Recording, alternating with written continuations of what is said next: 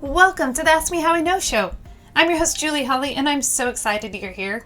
Ask Me How I Know is the only podcast in the multifamily niche replicating what takes place outside the walls of a seminar. Remember when we used to get together like that?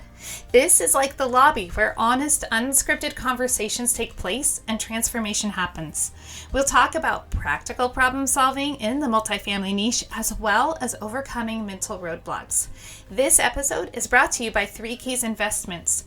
3 Keys Investments is dedicated to helping people like you, you, enter the multifamily investment space to build passive income and legacy wealth. If you haven't already subscribed and reviewed Ask Me How I Know, I'd be honored if you did. Thanks so much for joining me today, and now for our featured guest.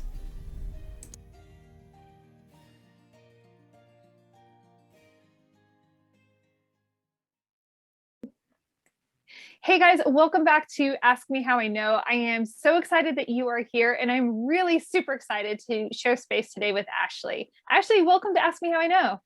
Hi, thank you so much for having me. Ashley, it's super fun. It's always fun to have a really wonderful guest. And my listeners, they know that I think like every single guest is like the best person on the planet or the galaxy. Like I just love all my guests. But it's also super fun when I get to have other women on the podcast, especially women that are investors. So I'm super excited to dive into conversation with you. Likewise, I'm excited as well. I know. So we were just talking off air and I'm like, we just got to jump in, and my audience is used to that. Like, okay, Julie's just going to jump in. But we're talking about some of the growing pains that we can have in our businesses. And at every stage we go through these growing pains. Like we think that, okay, at some point we're just going to arrive. And yet it's really not like that.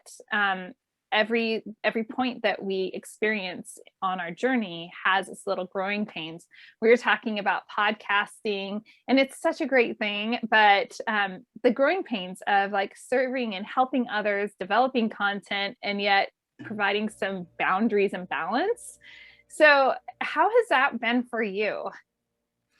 I've done a lot of podcasts recently, most notably because we just released The Only Woman in the Room in September, at the end of September. So we did a podcast tour, all the authors and myself. So there is definitely a balance because I'm an investor and I have several real estate businesses, but I also listen to podcasts.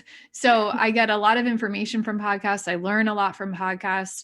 So in order to give back and also share my experiences with others so they can learn through my personal journey, you have to give back through a podcast. And it also too, with our multifamily business, we attract a lot of investors through what we talk about on these podcasts. So that's another obviously benefit as an investor, to attract other people by sharing what you're doing. And if it speaks to someone, that's great. That's an instant connection with someone you haven't even had a conversation with yet, but you can get to know someone through the podcast world.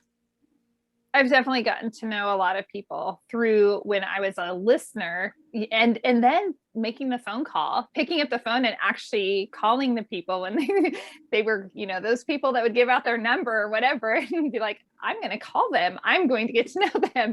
And I've made friends that way. It's been amazing. Which is interesting.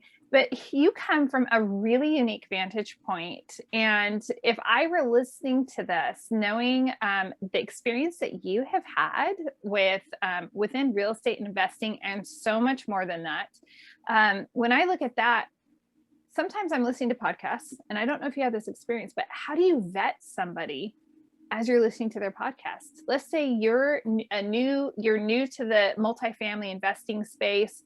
You're just starting to learn about passive investing, or you're just starting to learn about syndication, and you're ingesting all these podcasts. And now it's saturated. Everybody's starting podcasts. It's really fun. But how do you know who's giving the best information? I think you have to be careful because there are a lot of investment opportunities out there, and a lot of people can talk the talk, but they don't walk the walk. So in terms of understanding the language of multifamily, Is that important? Yes, it is important because you obviously need to know the technical side. But what's more important when determining who you want to invest with is their ethics. And I personally believe, because I have been a passive investor myself, I'm a passive investor myself today, um, that I don't invest in assets, I invest in people. And myself as an operator, I'll just give a case in point. When a property is having some issue, doesn't matter what the issue is, and it's causing a financial strain on the property, does that operator forego his or her asset management fee to keep the property afloat so there is no capital call, or so that the returns are still met? Are those things that that operator is willing to sacrifice? Um, and I was asked this question a few weeks ago, actually, by an investor who said, do I put that in my PPM as a guarantee to the investors? And it's interesting because I never had thought about putting it in the PPM because that's just the way I operate. That's just me as a person.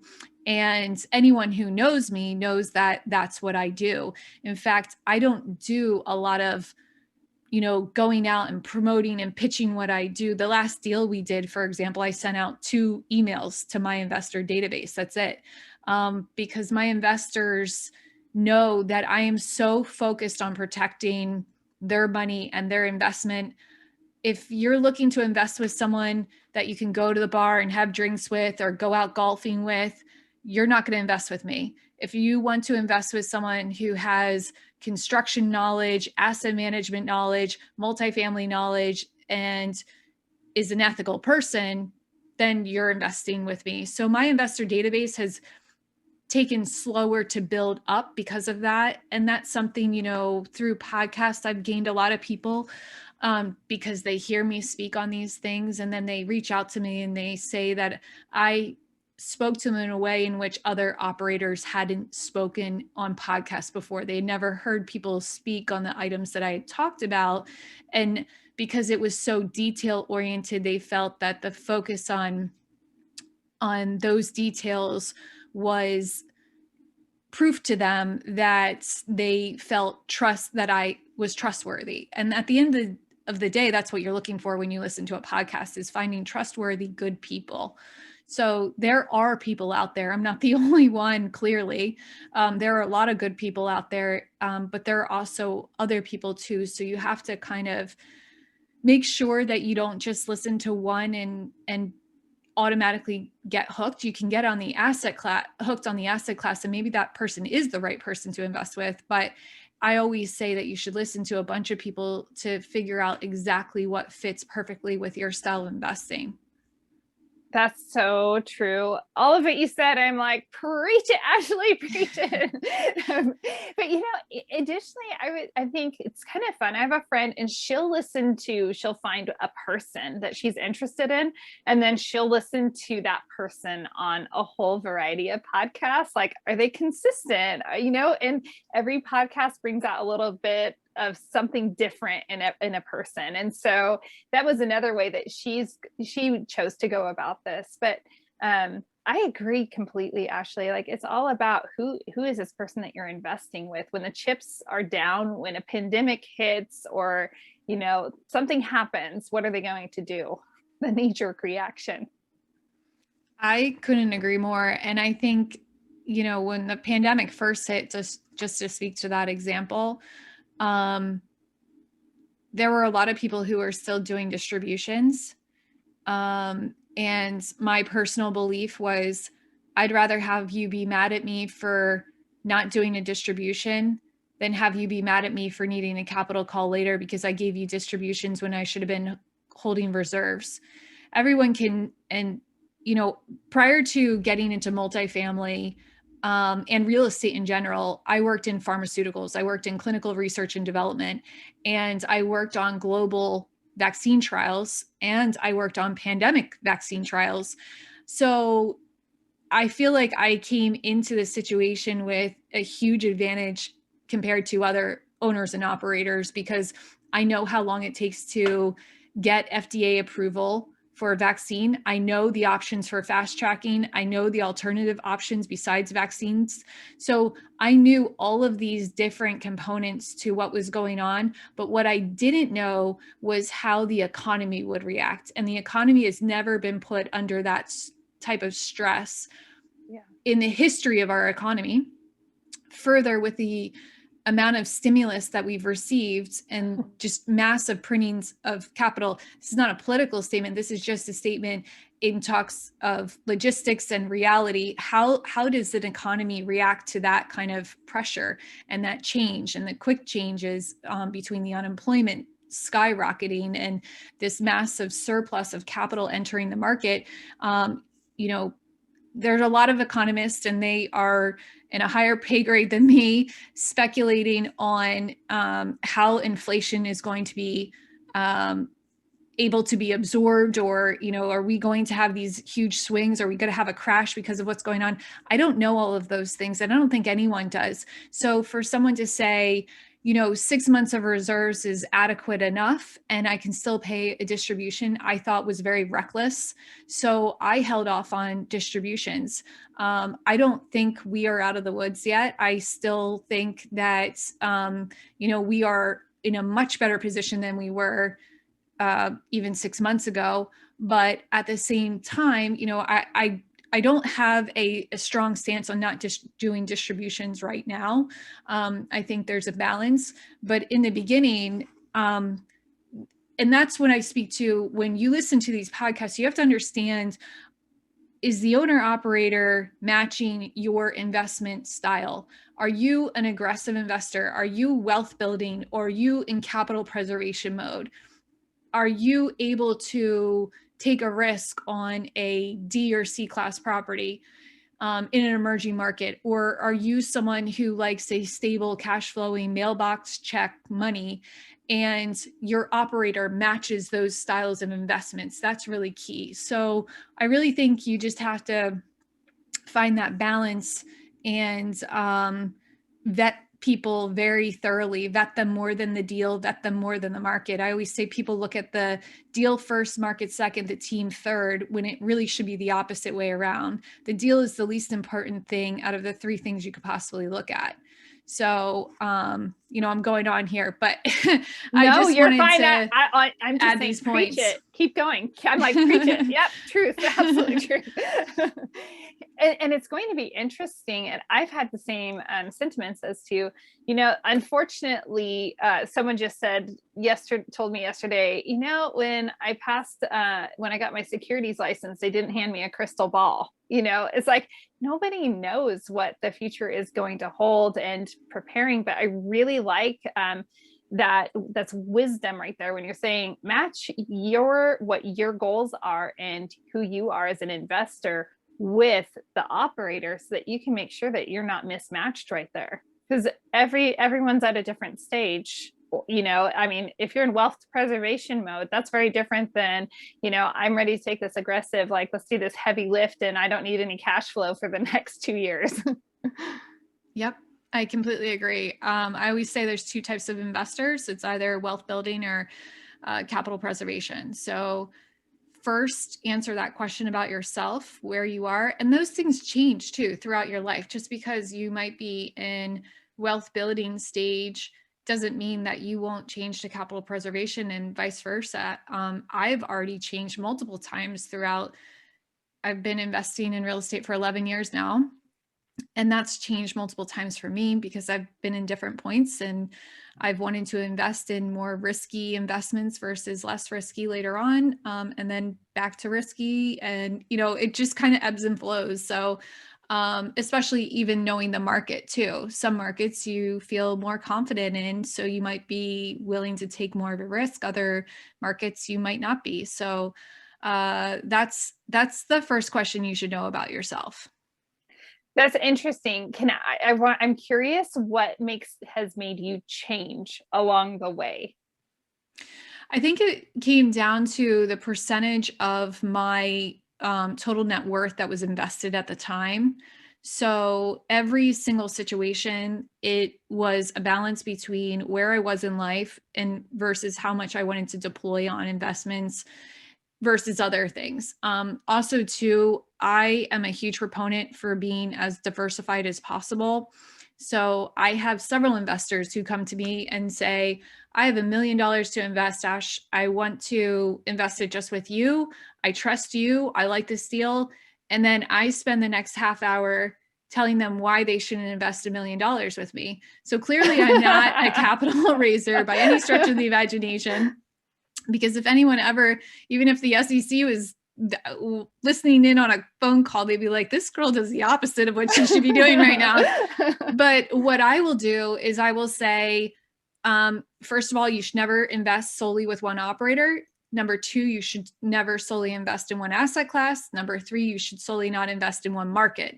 So that is why, I really think that people should not be committed to just one investment and one operator. I really think you have to, listen to podcasts and go out and meet people, reach out through email or do Zoom calls or phone call. It doesn't matter, but or meet face to face, hopefully sometime soon after the pandemic, because you really need to build a lot of connections to figure out a group of people that you feel confident in investing. And that will help you hedge your investment risk too.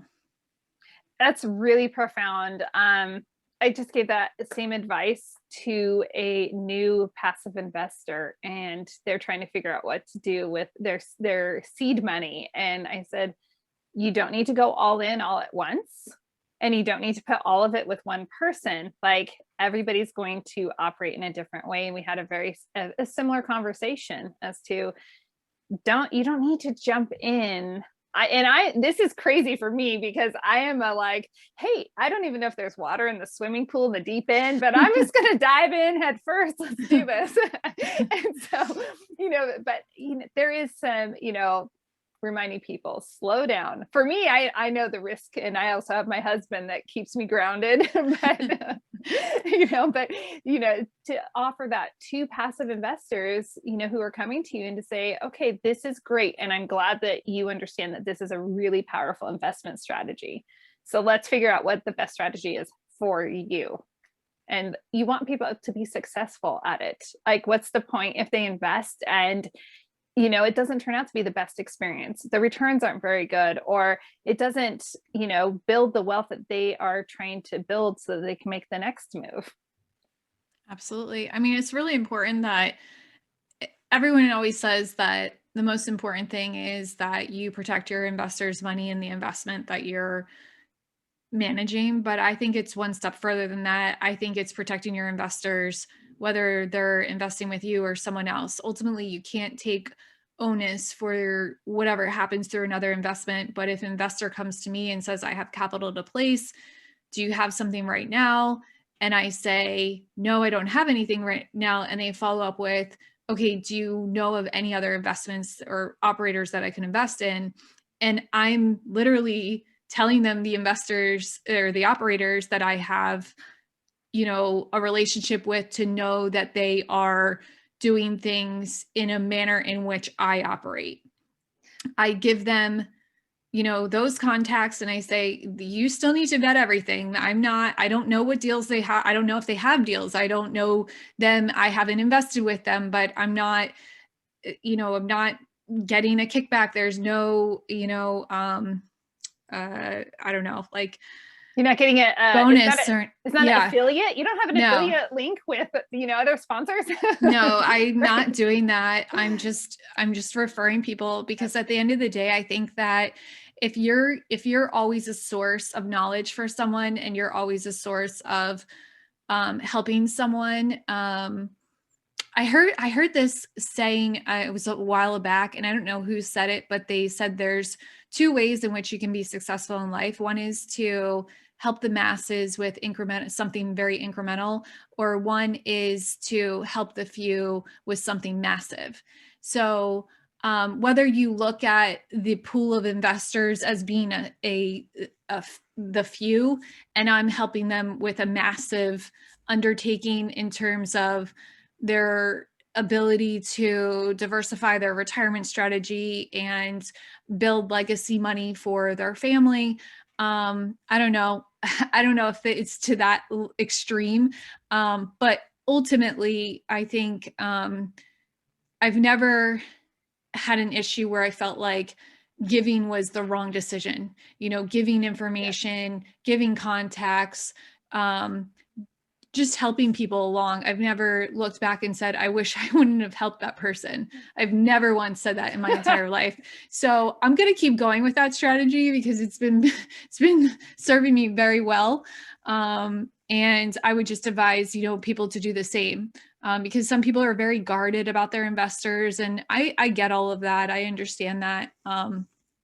But at the same time, if you've done right by them, most investors are pretty loyal to who they invest with. So I don't think you have to worry about losing them altogether.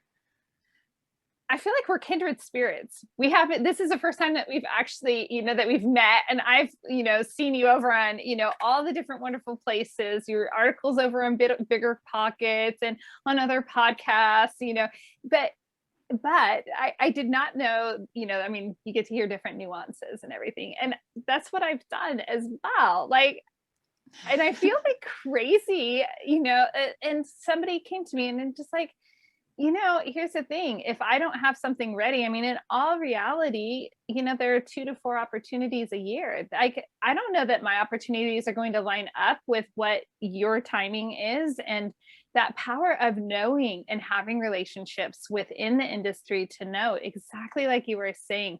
So get this, I actually had, when I was self-managing a rental, and I actually had the guy, he applied, he's like, looked so good on paper.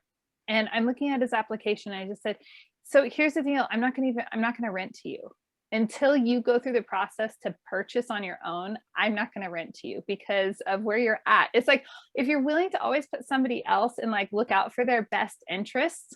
So he ended up going through the process. He's like, really, I should buy. He's young. He's a young professional making great money in a really great situation. And it's akin to this whole concept of like, if you're looking at your investors, and your investors could be a lot of different people. They could be residents. They could be, your actual capital investors. It could be like, you have people investing in you all the time, and we're making investments. It's like, do you have their back no matter who they are? Yep. You do. I like you, Ashley. You're fantastic. Thank you. Thank you. Well, as you look at all the, you've done so much with flipping houses and doing these huge heavy lifts, development, and and then syndication and everything, and passive investing. I'm curious what your favorite investment vehicle is within real estate. I think they serve different purposes. So I don't know if I necessarily have a favorite. You only get one. You only get one. Well, then I would give it with a caveat. My favorite tax advantage investment is multifamily. It is hands down, it's just such an incredible vehicle that has a lot of different tax benefits as of today for my personal situation. So I can leverage cost segregation. I can leverage 1031s. I can, with cost segregation, the depreciation. There's just so, it's a hedge against inflation. There's really a lot of huge benefit in multifamily space. But I know you said I only got one, but in terms of okay, you can have a runner up. Flipping is hands down the best investment for surges of cash.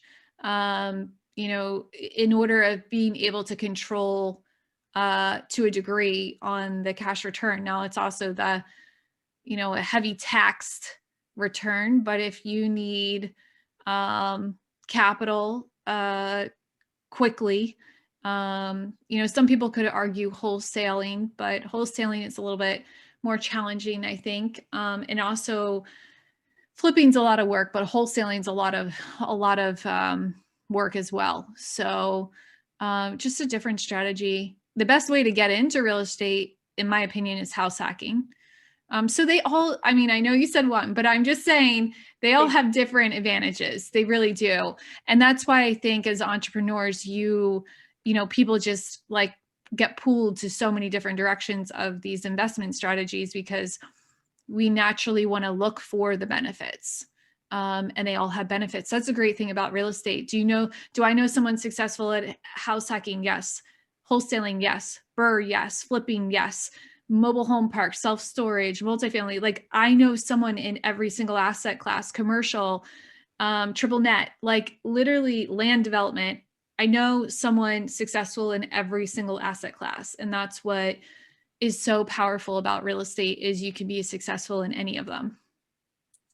Preach it. I just can't stop saying it. Just preach it. Keep it. Keep coming. Okay. So, when you're talking about the tax advantages, and I have a lot of passive listeners who are passive investors, and a lot of people that are, looking for the proof of concept. Like, is this really everything it's cracked up to be? So I have the other listeners that are still new to this space altogether.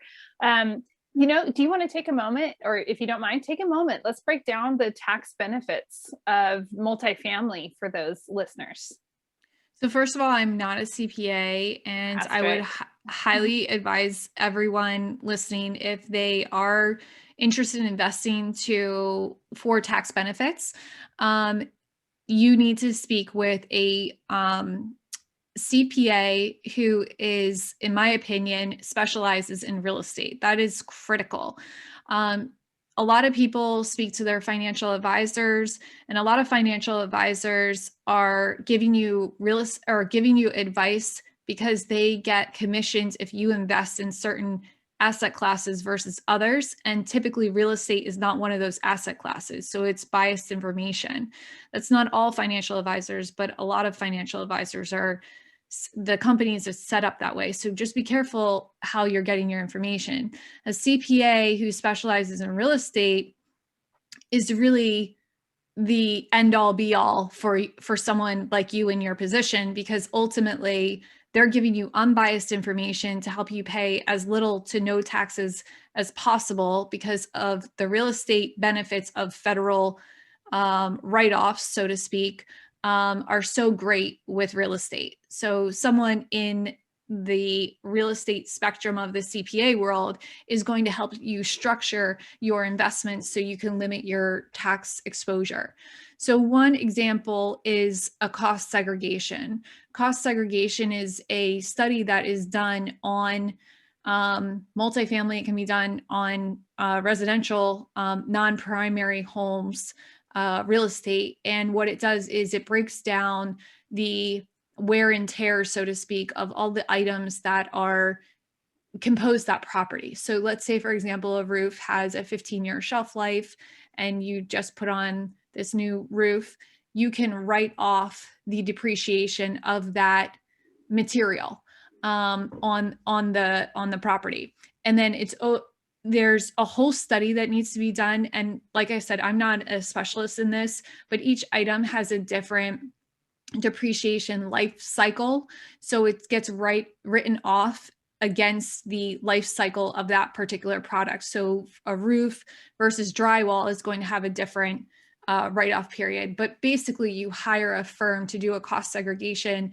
They do all of they do your depreciation schedule, and it gets included in your taxes, and it's a write-off against your like-kind investments. So other passive investment, if you passively invested in a syndication, let's say, for example, on your K1, you will see any cash flow you received along the way during the investment plus a write-off because of this cost segregation. There's also a thing called bonus depreciation, which gets into it a little bit further, which gives an added benefit by being able to write off 100% of the expense in the first year. That came in the I think it's called the Jobs Act, Tax Act, a few years ago, that you could write up to 100%. Now, the reason it's beneficial is multiple fronts. First of all, it can depreciate or offset your tax exposure on your cash flow within that same year. But what it can also do is if you have other like-kind investments, so other passive investments that you don't have depreciation against, you can actually use that loss to carry over onto other like-kind investments. And then two, if you're consider you or your spouse is a real estate professional, then you can write it off against ordinary income, and it carries forward. So whatever you don't use depreciation, you could use for it. That's all the, like, technical stuff, but the long and short of it is that it could potentially lower your tax bracket. So that's a huge benefit because then it lowers the tax exposure you have. But it can also get you down so you're not paying any taxes. Of course, there's a write-off, but then there's a thing called a 1031. So a 1031 is taking your initial investment and at the sale, there's nuances to this as well. At the sale of a property, you can what's called 1031 into another like-kind property of equal or greater value. So you take your investment and then you roll it over, and you can defer your tax hit. So my husband always likes to say the saying, defer, defer, defer, die, Yes. because it is not something then you get to recaptured at, well, currently, who knows what it'll be, in the future, but to your heirs, it's actually taken in a step down basis. So there's a lot of different benefits that you can have. So some of my investors, they're not investing for the actual returns. They're investing for the tax reasons, for tax deference reasons. So I'll give you an example of one of my investors. From a property from a few years ago. So it was obviously a multifamily property and we did a cost segregation. This individual invested $50,000 on this project. And when the K1 came, this person had a write-off of $102,000, despite the fact that they had only invested $50,000. So this person just happened to have other passive investments and was able to take the write-off on the one investment and apply it to the other investment. Plus, the person was considered a real estate professional. So the person was able to write it off against their ordinary income and it lowered their tax bracket, which is the reason why the investor still invests with me today. So the investor came to me initially just looking at the returns and never had realized the benefit of this depreciation. And once the individual realized this, that investor now said they just want to invest all the time now because of this benefit they had never realized previously. You are able to articulate all of that so eloquently and clearly, Ashley. Like, I've had plenty of people, I've heard people explain it, I understand it, myself, but explaining it can get, kind of, it can be a little in the weeds and a little technical and cumbersome, but you make it all smooth as molasses. Thank you. Love it. Absolutely love it. That's fantastic. I was talking to somebody that invests in a completely different asset class, and they were asking me what I do. It's like 3 days ago, and I just told them, I said, well, this is why I love this asset class, and it had to do with all the tax, benefits, and it's like, oh yeah, the light bulb moments for people. It's very powerful. So well, once you kind of put that into perspective and you say to yourself, okay, let's say, for example, that, it's $10,000 or just say $10,000. How many hours do you have to work to get $10,000? So you're basically just giving that away. And one person could argue, well, yeah, but you're deferred and deferring, and then eventually there's a catch up. Well, not if you use 1031. Well, what if 1031 goes away? I would rather take $10,000 today for the value that it's worth than $10,000 5 years from now or 10 years from now, because the purchasing power of $10,000 is greater today than it will be in 5 years or 10 years. So that's kind of like that example, when you win the lottery, do you take one lump sum or do you take the annuity? And you should always take, I mean, depending on normally it's a logical, ratio between the annuity, and the one lump sum, but ultimately you should take all of it at one time, because the purchasing power is so much greater today. So that's another reason, that it has a huge benefit. I love it. Love it, love it, love it. We are coming close to time to wrap up, and I want to give enough time to talk about this really amazing book that you spearheaded. And I like, look, I'm going to get all teary-eyed. I'm so excited about it and grateful for this book. So tell us a little bit about The Only Woman in the Room. And I mean, what was your heart behind that? So, about 3 years ago, I attended a conference in Philadelphia put on by Dave Van Horn, the infamous Dave Van Horn from PPR.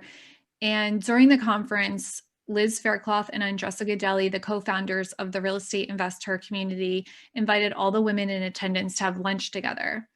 At the lunch, we had only 2 tables put together, and it was just 16 women in attendance. And I looked around the room and I thought to myself, how out of a conference of 450 people are there only 16 women sitting at these 2 tables? So on the drive home, I said to my husband that I was going to write a book called The Only Woman in the Room and just speak on women in investing in real estate. I didn't know at the time that it would take the shape of having 19 co-authors, but over the next year, I was very diligent about learning about as many women's journeys in real estate as possible. And I was just truly inspired that I full-heartedly believe that the book would better be told, or be told better, by having 19 co-authors than just me speaking on it. So what was really important to me, I noticed that at a lot of these events that there were a lot of men keynote speakers, not a lot of women, a lot of men on the main stage, not a lot of women, but whenever there were women, it was on a panel and the topic was women in real estate, which I think is such a, like, honestly, I think it's like a BS topic. I literally hate it when I see it at a conference, and I don't do those panels anymore when I'm asked to do it, because I think women have so much value to provide. And I think you're doing a disservice to all the attendees to not have women tell their story, and their expertise on a particular topic, as opposed to just kind of talk about, yeah, it's difficult being a minority in something. I mean, we kind of all know that now, it's 2021. We all know that everyone has challenges they're dealing with, but I think it's a better format to have a woman be a main speaker. So I wanted to provide a platform in which women could be an author of a book and use that to get them on the main stage. And I also wanted us to have more women role models in this space. And I figured, I'm not going to sit around and wait for these events to highlight these women. I'm going to highlight these women so we can fast track this process, because I'm an active player in this too. I can't sit here and complain and not do anything about it. So personally, I have 2 young daughters. I know when they are teenagers, they're going to want to not talk to me and they're not going to think I'm cool. And then I can show them all these other women in real estate who are cool, and they'll look up to these women and they'll have a ton of role models, so they know that they can do this too. The concept of creating and putting those role models out there for, I have a daughter as well. It's so profound. I'm with you. At some point, it takes a village. You have to have the village. And if you can kind of say, okay, great, these people are really great. Like, here's some role models. That's great. I mean, it's really important, for them. Absolutely. I think you don't know that you can do something until you can see someone else like you doing it. So whether that's physique, sexual orientation, age, nationality, it really doesn't matter. It was really important to me to showcase women who were, I mean, the women in this book, they're not all 7-figure earning women that are untouchable. Women are in all different parts of their journey. They come from all different backgrounds. We have several women who don't even live in the US, some women who've migrated to the US. What I wanted to showcase is that there is no reason to be held back from pursuing this journey, that we have all overcome different challenges to get to wherever we are in that journey. And I wanted anyone, male or female, to be able to pick up the book and be able to relate to at least one person. That was the goal. And I think I've achieved that. I think the stories are really profound. I think that the women in this book, I gave them a little bit of direction, but not to the point of saying, okay, you need to highlight how you've been the only woman in the room. I actually told them, you don't even need to speak to that, because that's not the takeaway message of your chapter. You control the takeaway message of your chapter. So I think that you can laugh in the book. I mean, there's some hilarious chapters, but there are some really sad chapters. There are also some inspiring chapters. It runs the gambit. And I think that speaks to the power of the women in this book. It's so exciting. And I love also, though, the collaboration, because within the real estate community, there's so much collaboration that's paramount to success. And the other element of the book that has struck me since, it was published and everything is the collaborative measure that behind it. It's like, this isn't just highlighting one person and one person's story, which is totally fine. There's a time and a place. And if it was just your story, it would be a shining, wonderful book. But like you said, to be able to have these mirrors and to look in the mirror and actually like see yourself, or it's almost like if you were out shopping one day and you're looking for, just the right thing for whatever event, you're going to have to shop and find it. But when you find it, you're like, oh my gosh, that's mine. That's me. I like that. And that whole, I see myself in this, that empowers people to, either be encouraged to take the next step or, to continue on the path. It's 100% powerful. So curious, is there going to be a follow-up, a sequel? There have been so many women who reached out to me afterwards and asked if I would do another book and then highlight their story.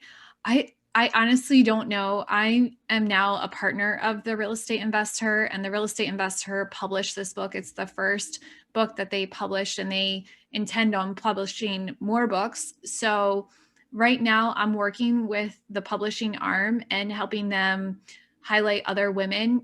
So my intention right now is not to put together, another 20 women. Well, my intention is to really find women to shine as an expert and have them stand alone. To your point, I do really love the fact that it is collaborative. And I think that this book would not have worked well with me being the sole author. I 100% am confident that this was the right path to go. But at the same time, I think women can stand alone. I don't think they need a male co-author. I don't think they need to be, like, if I don't feel that they should only be given speaking opportunities in panel settings, I also don't feel that they should only be given book opportunities when it's in a group setting either. So I'm really focusing now on finding women to have their book stand alone, for them to be the shining star, because I don't think we do that enough. And I am all about highlighting women on their own too. That's equally important to me.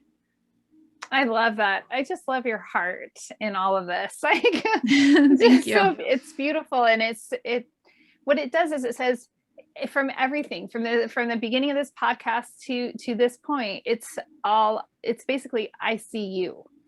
That's actually, I don't know if you know that about you, but that's who you are. I'm like, I see you investor where you're at, and I care about you. And I see you, fellow, realtor mogul, wherever you're at in your journey, I see you. And it's like, it's such a gift to be able to see people where they are at and to respond to that, and to be able to respond in such a gracious way to, shine the light on them so that they can be the star. I just, melt my heart.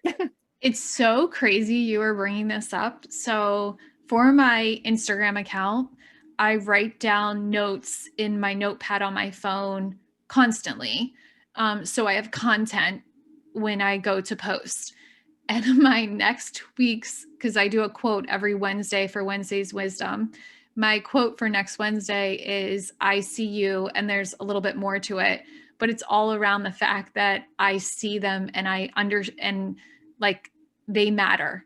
And it's so crazy you're bringing this up because no one has ever brought this up to me before. So the fact that you're bringing this up literally, a few days before I'm about to post this whole message is just pretty profound. So I appreciate that you said that. Thank you. Wow. Yeah. Well, you live and you breathe that, and it's beautiful. It's Thank you. One of those neat qualities. It's beautiful. So, oh, Ashley, what a wonderful time. I appreciate you coming on to ask me how I know. Is there anything that that you're like, I wish I would, can I just have a moment to drop this nugget to everybody? I was just going to say that always go with your gut. Never second guess anything. You are on your journey for whatever reason has brought you there.